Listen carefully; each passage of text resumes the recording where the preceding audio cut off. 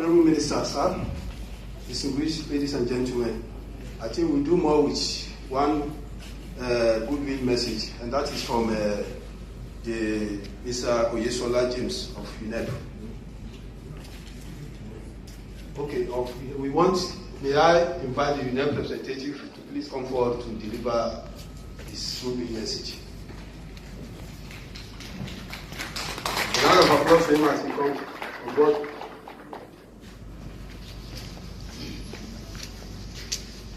The Honorable Minister of Science and Technology, the Permanent Secretary, Federal Ministry of Science and Technology, the Director of Environmental Science and Technology, Director General, Raw Materials, Research and Development Council, distinguished colleagues, sister UN agencies, and all the high level, all protocol observed.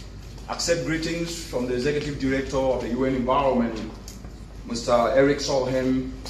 He sends you special greetings, and we look forward to the outcomes of this workshop here today.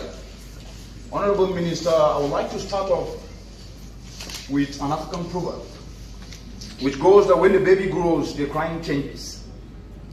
What this means in the context of this discussion here today, Honorable Minister, is that this insightful African proverb tells us one thing. It tells us that technology needs assessment.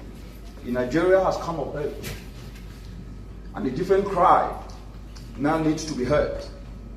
I say this confidently, Honorable Minister, considering the substantive strategic policy lever Nigeria is putting in place to unlock climate resilience as well as socio-economic development, which is inclusive to be able to lift people from the bottom of the pyramid.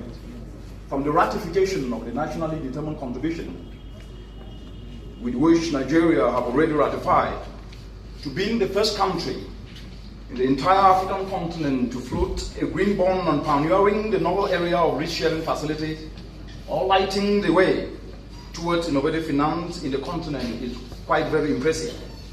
I'm not forgetting the cassava bread policy and elaborate fit-in tariffs, both which demonstrate the need to formulate policies that optimize areas of comparative advantage to convert them to competitive edge.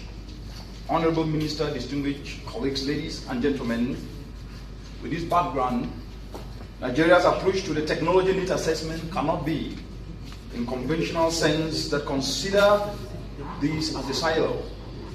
It cannot be considered as a silo as we discuss how we can be able to inclusively implement the nationally determined contributions as per the Paris Climate Change Agreement. Rather, it must be in the context of operationalizing Nigeria's strategic policy levers towards unlocking climate resilience, towards ensuring that socio-economic transformation become a reality for all. Honorable Minister, the question then that needs to be answered during this workshop here today is how can this happen in such a way that we're seeing things in a continuum and not doing so in silos.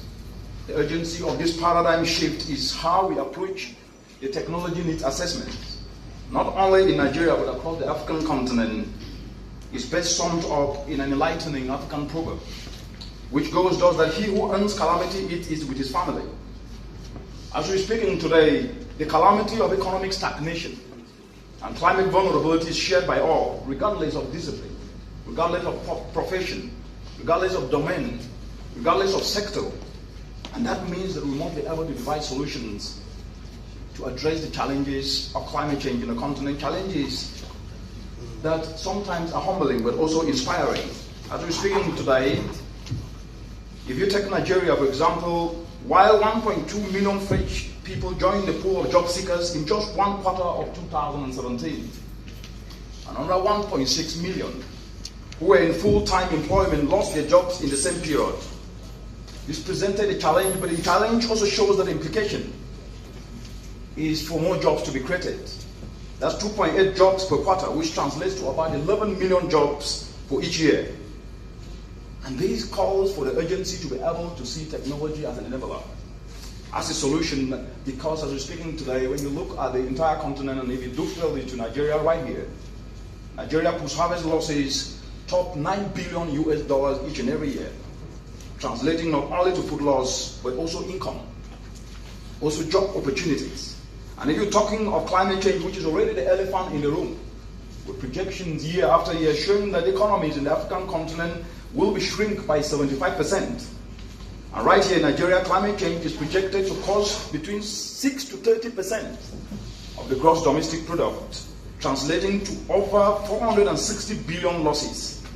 That then tells us that we have to do things differently. Honorable Minister, targeted efforts therefore to implement the Nigeria obligations under the Paris Climate Change Agreement, its nationally determined contributions provide a glaring opportunity to tackling not only climate change, but the socio-economic challenges that the country faces. But for example, Nigeria aims to mitigate its emissions by increasing its decentralized clean energy installed capacity to 13 gigawatts in less than 12 years from today.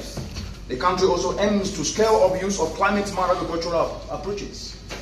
Combining these two areas where efforts to upscale decentralized solar energy are desperately tacked to powering agro-processing will translate not only to mitigating carbon, but also incentivize billions of opportunities that could be created. Honorable Minister, it's therefore imperative to be able to do these things in such a way that technology levers. Technology becomes an enabler, covering the entire agro-value chain. Technology needs assessment processes in Nigeria in this workshop becomes quite very, very crucial to be able to drive transformational change for people and planet. But rather than doing this in silos, it is important to see this as part of an inclusive process. Technology as an enabler to drive transformational change. And I'm glad to report to you, Honorable Minister, distinguished colleagues, ladies and gentlemen, that the UN environment is supporting Nigeria already with different projects. As my colleague from UNIDO mentioned, whether it is a climate technology network or the Climate Clean Air Coalition, there is also the framework that has been set up, coordinated under the Ministry of Budget and Planning in collaboration with Ministry of Agriculture and Ministry of Environment and sister ministry called the Ecosystem Based Adaptation for Food Security Assembly. This inclusive framework coordinating policy coherence to ensure that they can actually deliver policies for government-wide synergy towards ensuring meaningful implementation of the nationally determined contributions as well as Nigeria Vision 2020. The technology needs assessment needs to be part of this harmonized process, which is the Interagency Policy Coherence Task Force. But immediate actions, Honorable Ministers, as a run-up that needs to be done is the Technology Needs Assessment Workshop needs to look at how we can maximize the cassava bread policy for nationally determined contributions. And this means that despite the fact that the cassava bread policy, which Nigeria is actually the iconic country in the entire continent today that have come up with such a policy, needs to be looked from the perspective of her full implementation, which requires production of an additionally 5.2 million metric tons of cassava tubers can actually be turned in such a way that it become practical but help dovetail to implementing Nigeria climate change actions. And this needs technology. The technology needs assessment to contribute more directly to driving not just the implementation of this, but aligning to Vision 2020 to reverse the post-harvest losses that are costing the country 9 billion each and every year. The second entry point is leveraging on pioneering innovative finance initiatives for appropriate technologies in delivering the climate nationally determined contribution for Nigeria. Honorable Minister, an African proverb admonishes, do not forget what is to be a sailor because of being a captain yourself. Whenever we talk of innovative sustainable financing, the Nigeria risk sharing incentive for agricultural lending is the captain, an undisputed leader in Africa. But this leadership has in no way eliminated Nigeria financing needs in actualizing Vision 2020, as well as the nationally determined contributions. What this means is that this must be aligned with the technology needs in order to add value to agricultural production, in order to ensure that we enhance the inclusivity of both the nasal and green bonds to cover more people, resulting in a magnified impact in delivering climate change action. And the last is the Nigerian fit-in tariff policy for nationally determined contributions. Honorable Minister, the Nigeria fit-in tariff policy has a very novel provision that directly addresses, buttresses actualizing Nigeria's mitigation within its indices.